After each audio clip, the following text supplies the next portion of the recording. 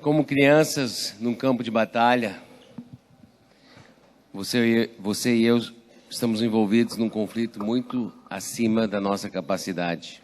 Uma guerra cósmica desde a alvorada dos séculos, onde não existe empate nem trégua.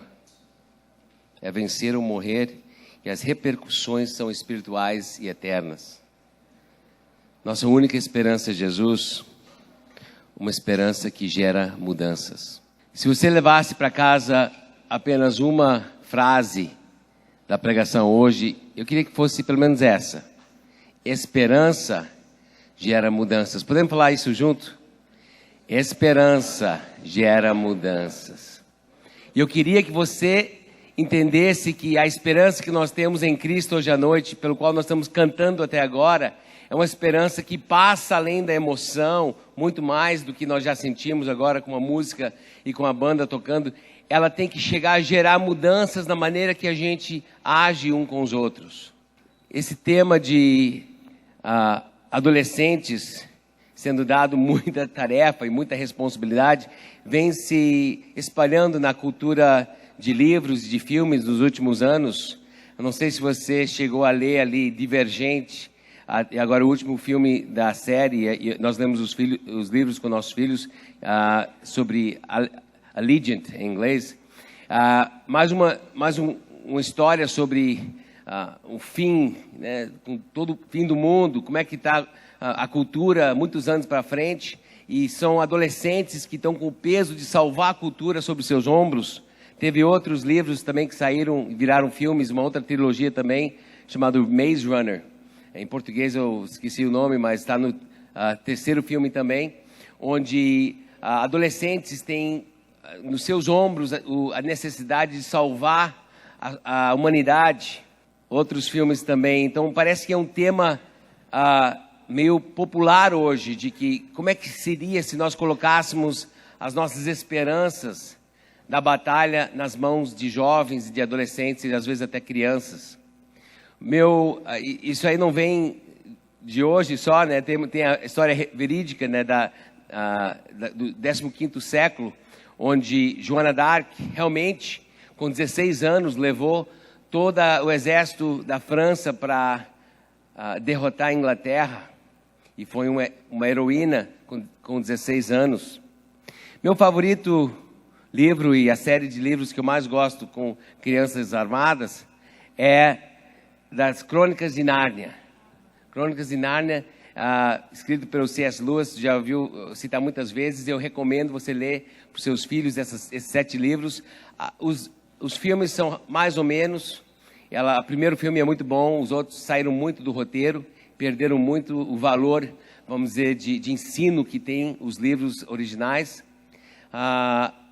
E eu e a Michelle, recentemente, até essa semana passada, estamos dentro desse livro chamado Movendo Montanhas, do John Eldredge, o mesmo autor ali do livro que nós temos, mais do que um livro dele lá atrás. Um dos livros dele é A Grande Aventura Masculina, e ele escreveu um livro sobre oração que nos tocou muito. E nesse livro ele lembra Crônicas de Nárnia. Também estava dizendo como ele está lendo ele e a esposa de novo. Eles estão nesse livro The Silver Chair, que eu vou comentar aqui. E é o próximo que vai sair em filme, parece, no final do ano ou no início do ano que vem. Vão tomar esses filmes. E ele fala sobre como Aslan, o rei, Jesus, mas é um leão nas histórias, ele manda crianças para missões impossíveis. Ele ama essas crianças, mas ele manda essas crianças para missões onde vida ou morte estão ali em jogo. E nesse livro não é diferente, o The Silver Chair, a cadeira de prata. Dentro desse livro, The Silver Chair, tem uma passagem que o John Eldredge puxa no livro dele sobre oração. E eu queria compartilhar essa passagem contigo, onde o leão Aslan está falando com a Jill, que tem talvez 10 anos de idade. E ele está mandando ela numa missão. Olha só o que ele diz para ela: e agora ouça a sua missão. Longe daqui, na terra de Nárnia, vive um rei idoso, que está triste porque ele não tem príncipe do seu sangue para ser rei depois dele. Ele não tem herdeiro, pois seu único filho foi roubado dele há muitos anos, e ninguém em Nárnia sabe onde aquele príncipe foi parar, ou se ele ainda está vivo. Mas ele está. Eu coloco a você esse comando. Procure esse príncipe perdido até que você o encontre e o leve para a casa do seu pai, ou então morra na tentativa. O problema é aquele final ali, né? Quando você está falando com uma criança de 10 anos. Ou então morra na tentativa. Você e eu não mandaríamos nossas crianças de 5ª série para combater ISIS lá no Iraque. A gente não colocaria nossas crianças de 10 e 11 anos, nossos juniores aqui, preciosos, para uma coisa perigosa assim. E então eu fico pensando, tá, mas será que o C.S. Lewis ele se enganou em botar esse leão Aslan como a imagem de Cristo? E depois a gente vai para a palavra de Deus e nós enxergamos que Jesus foi e nos deixou aqui, sempre presentes pelo Espírito em nosso coração, mas Ele está ali à destra do Pai, um dia voltará, mas Ele nos deixou aqui. E onde é que Ele nos deixou? No lugar que está aqui, ó, que nem diz 1 João 5,19, sabemos que somos de Deus e que o mundo todo está sob o poder do maligno. Ele nos deixou no lugar que está sob o poder do maligno. Nós, os seus filhos. Mas ele também diz em João 16:33, eu lhes disse essas coisas para que em mim vocês tenham paz. Nesse mundo vocês terão aflições, contudo tenham ânimo. Eu venci o mundo. Meus filhos estavam crescendo, eu e Michele, a gente tentava deixar eles em lugares seguros. Eu não pensei em deixar eles em lugares onde iam ser perigo de vida ou morte. Você, eu acho que pensa a mesma coisa. Mas Deus, quando Ele está amadurecendo seus filhos, Ele está fazendo duas coisas ao mesmo tempo. Ele está amadurecendo seus filhos e Ele está derrotando as trevas. E vem a pergunta, tá, mas Deus não poderia fazer um antes do outro? Tu não podia, assim, amadurecer seus filhos num contexto, amadurecer seus filhos antes e depois botar eles na batalha espiritual, ou talvez derrotar as trevas e depois nós teríamos um lindo jardim no qual seria um bom lugar para amadurecer nossos filhos. Mas a mente de Deus não é que nem a nossa mente, nunca será. E quando a gente coça a cabeça e diz, por que Deus então vai amadurecer seus preciosos filhos no meio da batalha? Nós precisamos entender que quando Deus escreveu essa história, Ele está trazendo glória ao seu nome. E o que mais traz glória a Deus é botar o tesouro do reino de Deus num vaso de barro. É derrotar o que é forte com o que é fraco. É envergonhar o que é tido como sábio com aquilo que é tido como simples. E dessa forma Deus manda as suas crianças em formação, nós na 5ª série, como se fosse, para dentro de uma batalha que nós não temos chance nenhuma de ganhar. Mas esse é o princípio. Sem Ele nós não vamos ganhar mesmo. E é o que vem então? Dependência total. Vem o clamor para que Deus esteja conosco. Eu me lembro criando meus filhos Gabriel e a Camila, como a gente teve muita preocupação sobre se aquele era uma boa escola, ou se aquele ali era um bom ambiente, se aqueles eram bons amigos que eles estavam se envolvendo, porque a gente queria protegê-los. E como pais, a gente falhou muitas vezes nesse desejo de proteger eles, porque nossa visão é limitada, mas nosso desejo era de protegê-los, porque a gente queria formar neles pessoas que iam sobreviver à pré-adolescência, né? Aqueles anos de quedas, de pontos e costura, né? Corridas para emergência. A gente queria que eles sobrevivessem àquela fase, para chegar na fase adulto. E foi muita oração e proteção. Só que Deus, ele está ali nos convidando para um processo de amadurecimento, mas Ele diz, você vai fazer isso enquanto você luta com o inimigo. O inimigo aqui retratado com uma cena do livro O Peregrino, muito bom livro. E aqui nessa cena o cristão está lutando contra Apollyon, que representa o diabo, e ele está usando a palavra de Deus para tentar, né, e o escudo da fé. E eu fico pensando, Deus, como é que você vai formar seus filhos no meio do campo da batalha? Mas é o plano de Deus. Como crianças no campo de batalha, é o que eu quero falar hoje. quero dizer para você e eu, se você já sentiu algum momento que você estava além do seu limite, numa situação onde o que você tinha para oferecer não era suficiente, bem-vindo à família de Deus. É assim que Deus forma seus filhos. Essa semana a gente deu mais intensidade falando sobre isso, para ficar bem específico, mas a gente estava conversando com nossos filhos sobre, já mais uma semana, sobre como eles entendem, do que eles entendem que nós queremos chegar como pais antes deles sair de casa.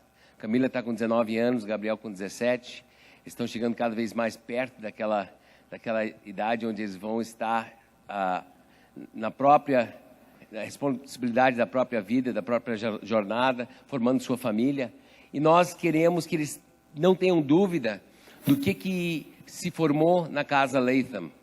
O que é que onde nós queremos chegar com todos aqueles devocionais, todo aquele tempo em família, viagens em família, viagem missionária, tempo assim, onde é que nós queríamos chegar com eles?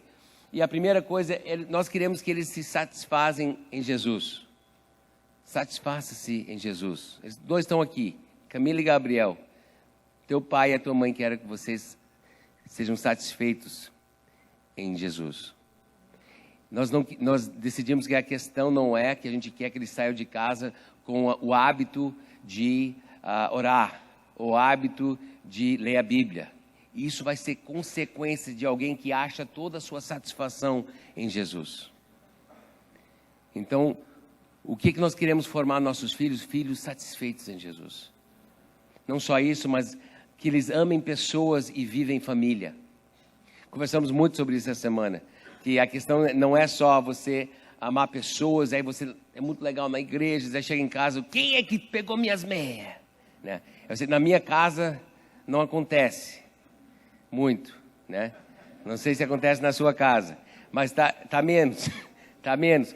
Mas só que a gente queria dizer assim, crianças, a ideia é amar e viver em família amando, amar e ser amável. E nós queremos formar dois filhos que vão chegar e formar suas famílias com pessoas que amam pessoas e vivem em família, tanto a família de Deus quanto a família de casa. Então esse é o nosso desejo. Não só isso, nós queremos que eles aprendam, cresçam e ensinem até o fim. Isso é ser discípulo. Um discípulo não é só alguém que faz curso. Um discípulo é alguém que aprende, depois pratica aquilo, cresce, depois ensina para outra pessoa. Então nós queremos que nossos filhos saiam da nossa casa sendo verdadeiros discípulos, que formam discípulos. Então, Gabriel e Camila, aprenda, cresça e ensina até o fim. 4, nós queremos que eles sonhem grande e sirvam sem receios. Muita gente vai sonhar pequeno para nós. E tem gente lá no mundão que vai olhar meus filhos e querer sonhar pequeno. Algum administrador de faculdade, algum conselheiro de carreira vai chegar lá e vai sonhar pequeno para meus filhos. Eu digo, não, antes daquilo ali eu já digo assim, sonhe grande. Sonhe grande, mas também sonhe um sonho de serviço a Deus e a pessoas, que o seu sonho venha ser algo de uma vida de servir outros. Então sonhe grande e sirva a outros, para que quando você entregue, Gabriel e Camila, quando vocês entregarem sua vida diante do Senhor, vocês vão poder dizer, olha, essa aventura inteira aqui, esse grande sonho, eu trago para você e eu não tenho receios, porque eu dei tudo que eu tenho, tudo que eu fiz para o tempo que eu tive. Está aqui, não tenho receios. Esse é o nosso sonho de formação dentro da nossa família. E o 5, contagie o mundo com seu caráter e paixão. Nós desejamos filhos que tenham a vontade de contagiar o mundo com caráter e compaixão. E eu sei que Deus nos deu. Os dois estão aqui e só olha para mim, só vocês dois agora. Tudo que está ali já está em vocês. Amém? E se eu e a Michelle temos objetivos para os nossos filhos, quanto mais o nosso Pai Celestial tem para você e para mim. Se nós temos desejos para formar nossos filhos no meio da batalha da vida, o que nosso Pai tem para nós? Então, lembrando até aqui que existe uma grande história bíblica, né, de crianças entrando em batalha, ali ilustrado com um cenário de fundo. Davi e Golias virou até uma história cultural, né? De todo mundo usa até uma companhia para tentar entrar no mercado onde tem grandes monopólios, é Davi e Golias. Um atleta que não tem muita chance para ir contra um outro atleta muito experiente, Davi e Golias. Mas Deus, na história humana, Ele tem esse negócio de querer entrar com algo fraco para derrotar algo forte. E isso traz glória ao seu nome. E naquele livro que eu te mostrei, só um pedacinho, quero ler só mais um trecho. E ele diz assim para ela: lembre-se dos sinais. Fale-as para si mesmo quando você acordar de manhã e ao deitar-se à noite, e quando você acordar no meio da noite. Mesmo que coisas estranhas venham acontecer com você, não deixe que nada desvie sua mente de seguir os sinais. E em segundo lugar, lhe dou uma advertência. Aqui na montanha falei claramente. Aqui na montanha o ar é limpo e a sua mente é clara. Quando você descer para Nárnia, o ar vai engrossar. Tome muito cuidado para não confundir sua mente. E os sinais que você aprendeu aqui não vão parecer nada como você imagina quando você encontrá-los lá. É por isso que é tão importante conhecê-los de cor e não prestar atenção às aparências. Lembre-se dos sinais e acredite nos sinais. Nada mais importa. Leia esse livro para os seus filhos. Dá para ver que o autor do livro conhecia a palavra de Deus. E eu quero te dizer que quando nós entramos na batalha, Deus nos deu revelação na palavra dele. Ele está sempre dizendo: lembre de manhã, quando você acordar, de noite, quando você for dormir. Lembre seus filhos os sinais da promessa que vocês foram escolhidos para você vencer esse mundo que você está. Eu gosto de 1 João e esse livro de 1 João é um livro sobre sinais da vitória dos seus filhos sobre o maligno. E nós não vamos pregar todo o livro, vamos pegar na realidade 3 versículos desse livro. Mas eu queria te dar essa introdução de que quando você olhar para 1 João, nós vamos olhar um livro que fala de como o maligno está dominando o nosso mundo. Mas ele nos dá sinais também, como aconteceu no livro lá da cadeira de prata. O Aslan, ele manda com sinais que eles não devem esquecer, então eles precisam sempre repetir para não esquecer, e a mesma coisa é verdade aqui. Lembre dos sinais. Então, quais são alguns sinais que aparecem dentro do livro de 1 João, que eu recomendo que você leia essa semana? 1 João. Bem, lá em capítulo 2, versículo 2, meus filhinhos, escrevo-lhe essas coisas para que vocês não pequem. Se, porém, alguém pecar, temos um intercessor junto ao Pai, Jesus Cristo justo. Em outras palavras, você não está sozinho. João sabia que eles iam pecar. Eles são filhinhos, né? Eles vão pecar. São que nem nós. Mas não é para pecar, mas quando você pecar, lembre que você não está sozinho. Você tem um advogado diante do Pai para você, intercedendo por você. 1 João 3, 7 a 8 diz: filhinhos, não deixem que ninguém os engane. Aquele que pratica a justiça é justo, assim como ele é justo. Sua vida será transformada nessa jornada. Tem muita religião, pouco relacionamento com Deus. Religião, você bate cartão com Deus, você vai lá naquele local de encontro, talvez tu paga lá teu dízimo, mas tu faz alguma coisa assim para você aliviar sua consciência, aí você vai e vive uma vida completamente não transformada. Mas nós estamos aqui para dizer hoje que esperança gera o quê? Mudanças. E esse texto diz a mesma coisa. Sua vida será transformada. 1 João 4, filhinhos, vocês são de Deus e os venceram. Os ali está falando no contexto de anticristos. Muitas religiões e líderes que surgirão, dizendo que Jesus não é Deus, dizendo que Jesus é mais um profeta, Jesus é só mais um professor legal. Ele diz: olha, vai vir, já estão aqui, vai vir mais ainda. João diz: mas você venceu, porque maior é aquele que está em você do que aquele que está no mundo. Qual o sinal? Vocês vão vencer.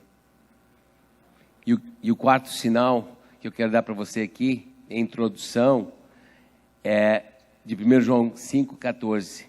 Escrevi-lhes essas coisas a vocês que creem no nome do Filho de Deus, para que vocês saibam que têm a vida eterna.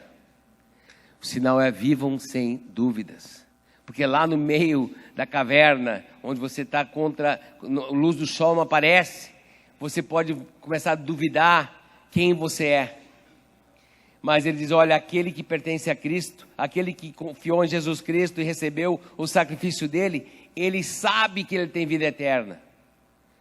Não é que ele tem que conquistar a salvação baseada no seu mérito, ele é salvo de verdade.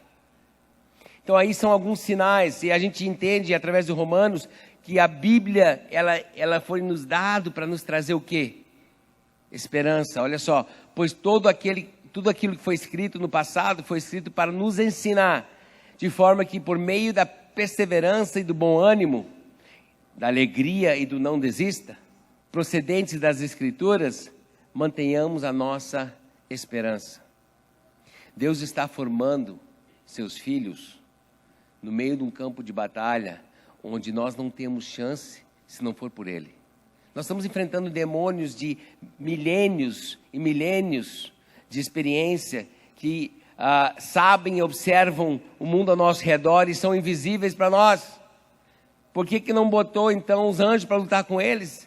A Bíblia diz em 1 Pedro, que os anjos também querem entender por que Deus usa a gente em vez deles.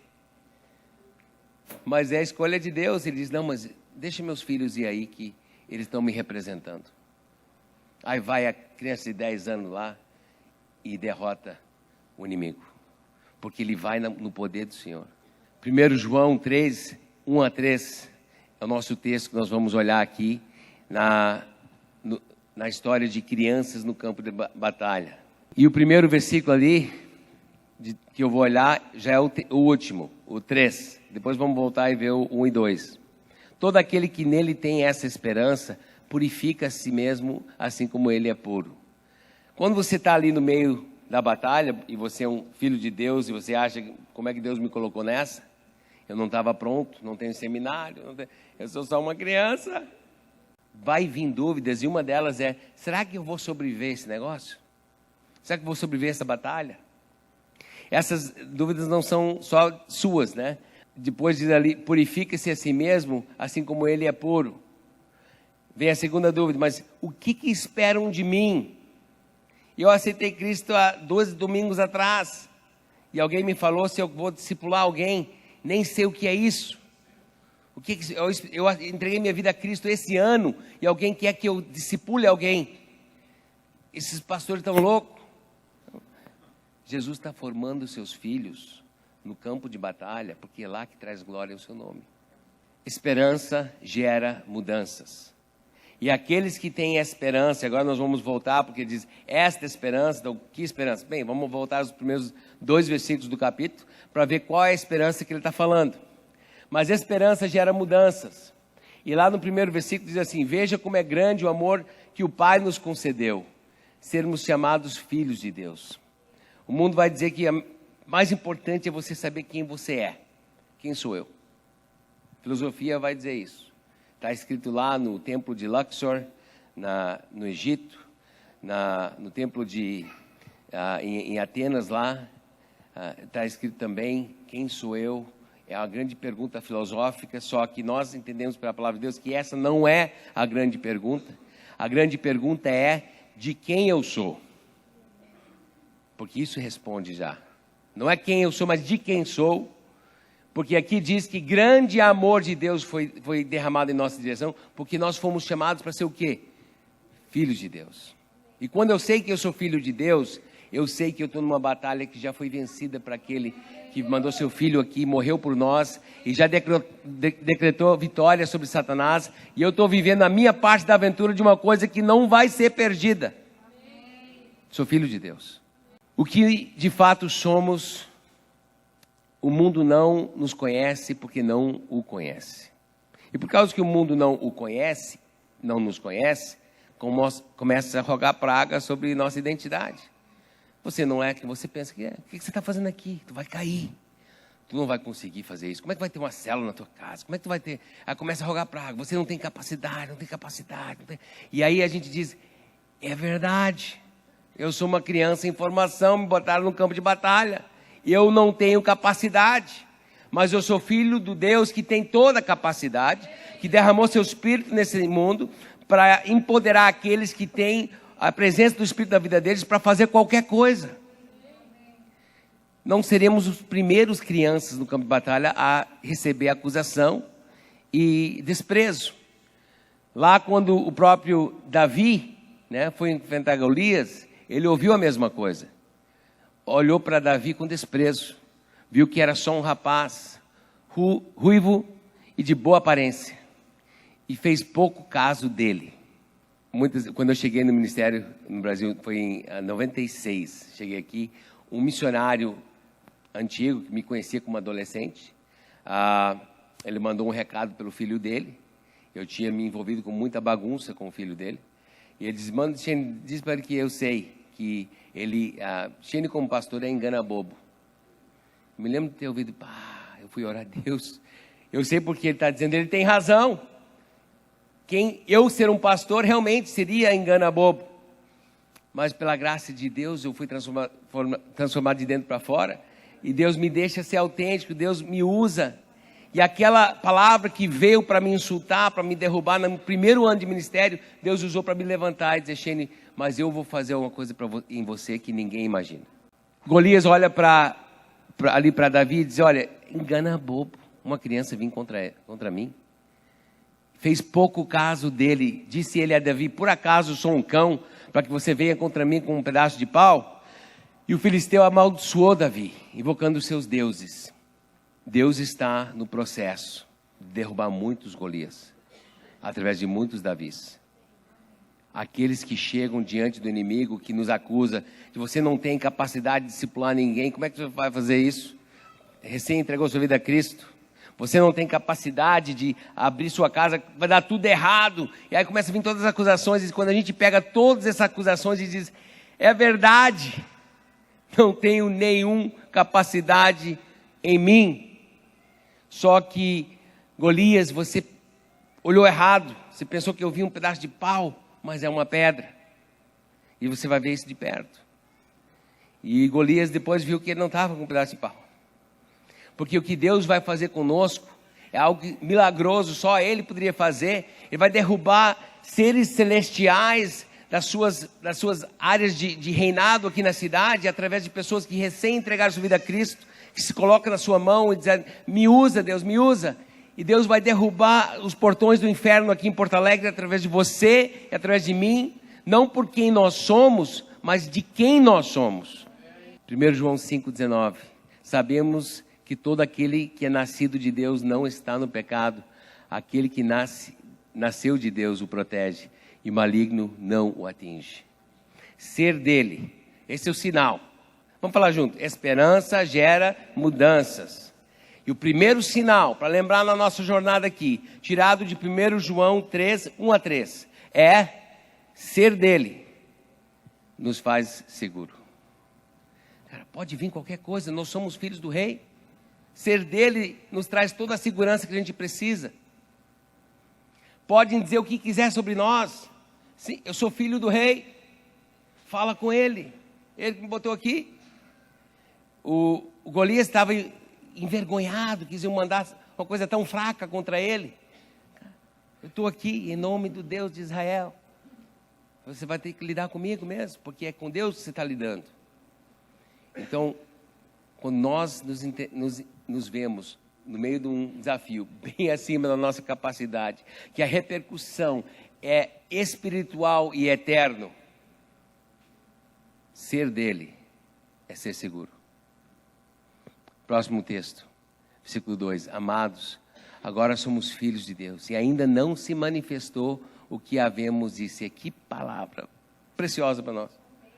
Eu ainda não cheguei no que Deus vai fazer comigo. Ainda não foi manifestado tudo. O pessoal pode vir qualquer acusação.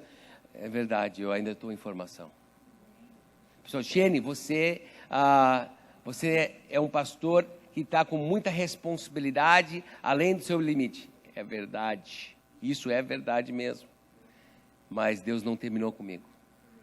Boa notícia que eu ainda estou em formação. E ainda não foi manifestado tudo que eu vou ser como filho de Deus. O que serei no futuro? Uma dúvida que vem no meio da batalha. Depois diz, mas sabemos que quando ele se manifestar, seremos semelhantes a ele, pois o veremos como ele é. Como é o processo de sucesso nessa jornada cristã? Essa é uma grande pergunta que aparece lá na caverna, quando você está lutando contra monstros, você é só uma criança. Como é que eu vou ganhar? Qual o sucesso? E é interessante, nós temos só uma pista nesse versículo, mas ela aparece muitas outras vezes na palavra de Deus, que aparentemente olhar para Jesus, ver Deus pessoalmente, ver, e quem manifestou Deus para nós foi Jesus. Quando a gente vê Jesus, nós temos vitória. Então nós precisamos fixar nossos olhos nele. É o que Jesus fazia nos seus momentos mais punk da sua jornada. Olha só, João 11, 40 a 41, disse-lhe Jesus, não lhe falei que se você cresce viria a glória de Deus? Então, tirar a pedra. Jesus olhou para cima e disse. Agora a pedra estava para frente, mas Jesus olhou para cima. Se lembra dessa história? Lázaro está apodrecendo há 4 dias. O negócio já, ele diz, mas não abre, já está fedendo. Jesus olha para cima, Pai, glorifica seu nome. É um filho no meio de um campo de batalha, olhando para o Pai, que dá a identidade para ele, dizendo, eu preciso de ti agora. É o que nós podemos fazer.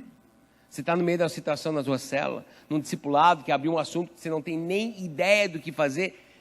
Eu vou te dar uma dica, os pastores às vezes também não têm. Seminário não falou naquele assunto, né? Ou a gente dormiu naquela aula. Então a gente está ali no meio daquela situação, o casal abre uma coisa.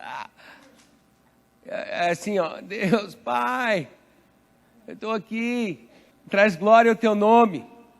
Momento mais tenebroso da história de Jesus aqui na terra, no jardim de Getsemane. Depois de dizer isso, Jesus olhou para o céu e orou, Pai, chegou a hora, glorifica o teu filho, para que o teu filho te glorifique. Naquele momento onde ele podia ter duvidado, onde podia ter, como é que eu estou nessa batalha, que vou ter que passar por toda a cruz e tudo isso, o que ele faz? Ele não olha a cruz, ele olha para cima e diz, Pai, eu quero te dizer que o mesmo recurso está conosco. Hebreus 12, 1. Corramos com perseverança a corrida que nos foi proposta, tendo os olhos fitos em Jesus, autor e consumador da nossa fé. Ainda não foi decidido quem nós seremos, o que vai ser de nós, mas um dia quando nós o vemos, nós seremos como Ele. E a ideia é que o mais que a gente olha para Ele, nesses momentos, mais como Ele a gente age.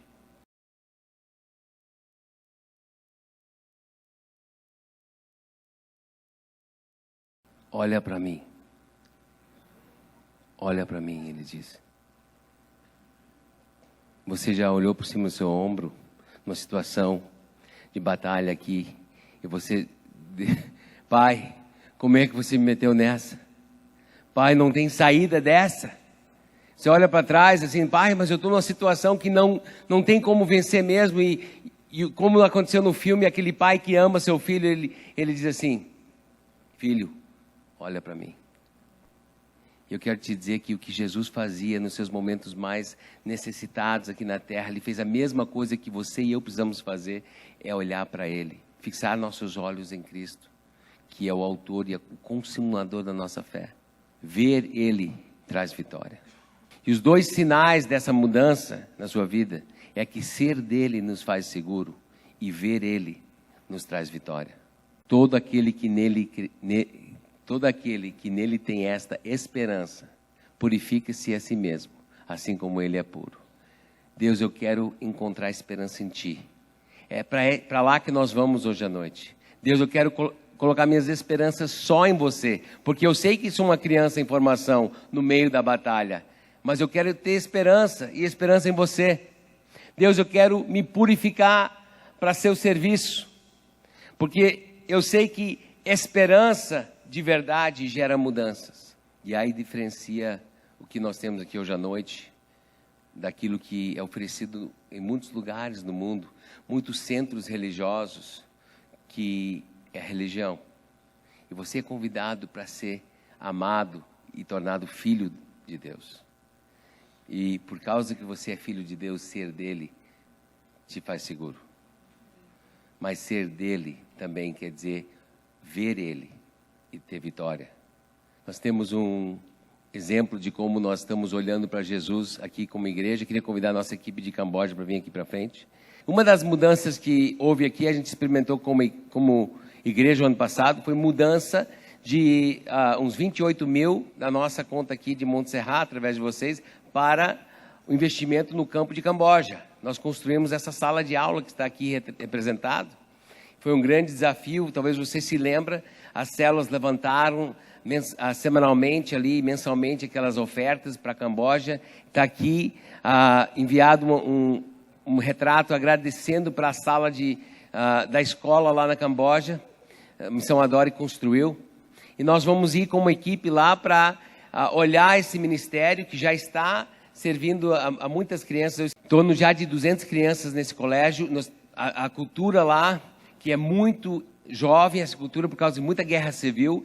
Então nós tem um problema sério de tráfico de crianças para o mercado de escravo de sexo. Então nós estamos trabalhando em algo muito pontual para tirar aquelas crianças daquilo ali, dar um futuro em Cristo. E eles poderem ir ali para aquela escola e também já tem uma igreja. Então nós vamos estar representando essa igreja lá. E uma das mudanças que Deus tem gerado aqui é que Deus vai levar um dos nossos membros para ficar lá, em Camboja por um tempo e depois na Tailândia. Então esse ano estamos preparando a Annelise. Pode só dar um passo para frente? Glória a Deus. E ela está se mudando, glória a Deus. Está se mudando para lá. Eu e a Michelle sabemos como é que é isso, né? Pegar uma passagem sem retorno. Então, vai acontecer lá por junho isso, do ano que vem, onde você vai para ficar. Mas eu queria saber se você também, como igreja, se nós vamos ir junto com esse grupo. É uma viagem do outro lado do mundo. Tem perigos tenebrosos numa viagem para Camboja. Tem coisas que vão acontecer que a gente não sabe. Tem pessoas que são parentes de quem vai nessa viagem, estão tentando muito convencer para não ir. Porque por que vai meu filho, a minha filha lá para Camboja? É muito perigoso, fica aqui. Esperança gera mudança até no seu plano, do que você vai fazer com a sua vida. O casal aqui vai ficar um pouquinho mais do que o grupo. Nós vamos nas primeiras 2 semanas de novembro para fazer o amor e cuidado lá na Camboja, lá na escola. Aí o casal vai ficar com a Annelise mais um tempinho e visitar a Tailândia, onde a Anne vai viver para 3 anos, estabelecendo lá, junto com a Missão Adore, uma nova frente.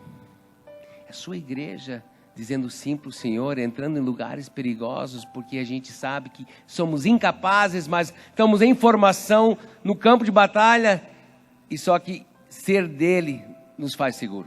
Queria saber se tem alguém aqui que vai ajudar a enviá-los. É muito específico esse convite agora. Talvez Deus está dizendo para você, eu quero ajudar a enviar essa equipe para Camboja.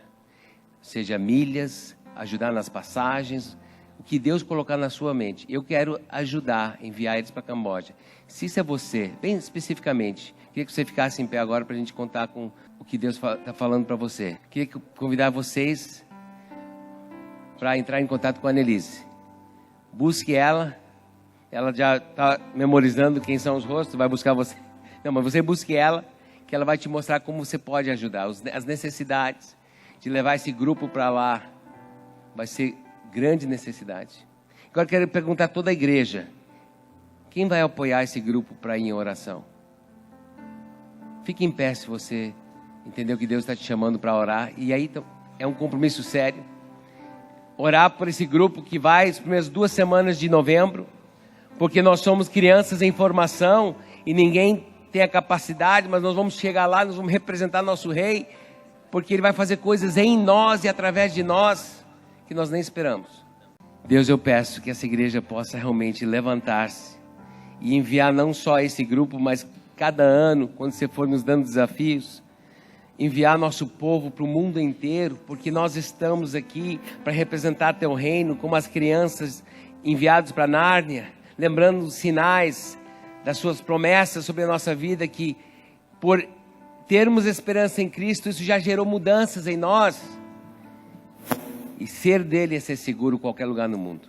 E ver ele é ter vitória em qualquer situação. Deus envia esse grupo. Em nome de Jesus. Amém. Chegou um momento que a gente chama e daí. Depois de tudo isso que a gente viu ali, tudo que foi falado agora, que diferença faz na sua vida? E daí? Talvez Deus te trouxe aqui para orar assim hoje. Deus, sou grato por seu amor e hoje peço perdão por meus pecados. Entregando tudo o que sou, estabeleço minha identidade e segurança em Jesus. Será que Deus te trouxe aqui hoje à noite para fazer esse compromisso? Deus, eu te entrego tudo o que eu sou. Talvez é a primeira vez que você vai fazer essa oração hoje à noite, dizendo assim, eu quero ser seu. Eu quero ter essa identidade segura em Cristo, não quero mais ouvir aquelas acusações do inimigo dizendo, você não presta, e aí não ter nada para responder. Eu quero poder responder, não, mas eu sou filho do rei e ele me botou aqui. Mas talvez até hoje você nunca teve isso para responder. Mas hoje você vai ter essa oportunidade. Dizer assim, Jesus, eu quero pertencer a você, quero ser seu. Se Deus está colocando isso no seu coração, essa primeira oração, de entrega mesmo, hoje à noite, nós queremos orar contigo. Levanta a sua mão, onde você está. A Bíblia diz, mesmo o autor falou no livro de João, ele disse, todo aquele que creu nele foi dado o poder de ser tornado filho de Deus. A gente nasce criatura de Deus, mas nós precisamos ser tornados, ser transformados em filhos de Deus. Isso vem através da nossa fé em Cristo. Talvez essa segunda oração foi para ti hoje. Deus, sei que estou tanto em batalha como em formação. Então hoje quero fixar meus olhos em Jesus, de onde vem minha vitória e a minha transformação. Se Deus está falando contigo, para que você possa vir e dizer, olha, Deus, eu preciso fixar meus olhos em você e não desistir. Preciso entender que eu fui colocado nesse lugar para vencer. E quando eu tenho esperança, isso gera mudanças. E eu preciso me apegar a esses sinais dessa mudança, que são ser dele é ser seguro e ver ele é ter vitória. Mas até então, eu chego diante daquele inimigo, como a gente viu no vídeo ali, um cenário impossível. Eu olho para trás e eu não olho para Deus. E meu pai está dizendo, olha para mim, olha para mim. Mas às vezes eu desisto antes de olhar para ele. Mas eu me arrependo, eu quero ser fiel. Isso é você? Deus, nosso povo vai sair daqui agora. Não podemos sair sem você, Deus. Nós vamos entrar nos desafios dessa semana, Deus, e nós vamos nos sentir como crianças enviados para o campo de batalha, como um ensino fundamental invadindo Normandia. E nós vamos ouvir tudo que é acusação, que não somos capazes, e até da própria igreja às vezes vem a acusação, quem é você para ser discipulador e tudo discipulador. Deus, que a gente, nesses momentos, quando aquilo vir sobre nós, que nós não vamos ser capazes de te representar no campo de batalha, porque somos só crianças em formação espiritual, que nós possamos então ouvir tua voz dizendo, olha para mim, meu filho. Que nós possamos levantar nossos olhos e ver Jesus. Nós podemos lembrar os sinais. Lembre-se dos sinais. Os sinais de quem tem esperança. Isso gera mudança. E essas mudanças são que nós agora somos dele. E isso nos faz seguro. Nós o vemos e isso nos traz vitória. Faça do seu povo, Deus, seu reino aqui na cidade. Nos dê força e coragem para ir em lugares e entrar em situações que são acima da nossa capacidade. E faça de nós, Deus, pessoas que representam luz nos lugares tenebrosos. Que nós possamos levantar aqui e dizer, olha, claro que não sou capaz, mas eu sou filho de Deus que já ganhou essa batalha. E é com Ele que você está lutando. Deus te abençoe. Deus vá contigo.